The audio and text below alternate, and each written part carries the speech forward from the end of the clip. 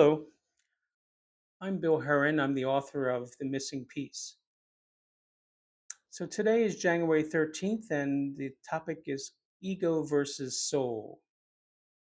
And the quote is from Mahatma Gandhi. And the quote is very simple: when the ego dies, the soul awakes. The use of these two words is quite common in so many settings. However, the meaning of ego differs depending on whether you are at a mental health seminar, a religious ceremony, a philosophical symposium, or on a Buddhist retreat. The word soul, on the other hand, is more recently has been used as to describe such things as a type of cuisine, a perfect mate, soulmate, or someone who is lost or has no aim in life, is sort of soulless.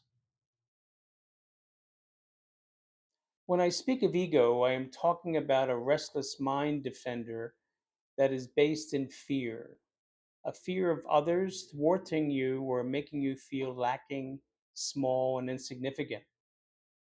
The soul, on the other hand, is about love with no fear, seeking meaningful connections with others and cultivating an authentic self within us. While attempting to live with meaning, authenticity, and calm, we may want to confront the amount of active, fearful, egoic dynamics within us and how we think, feel, and behave as a result of our ego. What do I mean? Well, the ego, rooted in our restless minds, drives most of our fear driven thoughts and behaviors through the storylines. These mind messages and deceptive narratives play out in our heads, giving us the impression that this is who we really are and where we are going. The ego tells us we are defined by what others think of us, even without them speaking. It develops an identity of you with all your strengths and weaknesses as you describe them, culminating in a constructed form of self, sort of like a persona. This facade, or conditioned self, as I call it, is often fearful, suspicious, and anxiously anticipating something unkind is about to happen at any moment.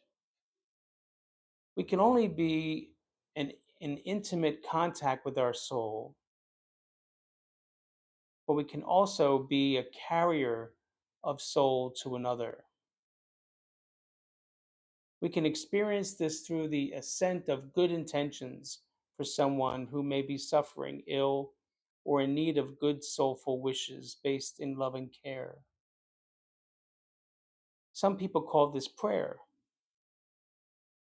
Focusing on the presence of something greater than yourself, an ever expansive openness, can only create a soft and charitable attitude, which may find very attractive, including your own soul may find it attractive. While the ego is where most of our anxieties and fears originate, the soul acts as a signpost towards a direction of self soothing calm and inner peace. So today, let's get to know our soul. Set aside some private, quiet time and imagine a life that smiles through life instead of being fearful and restless. Thank you for joining me on this entry today. I look forward to you joining me in future entries. Thank you.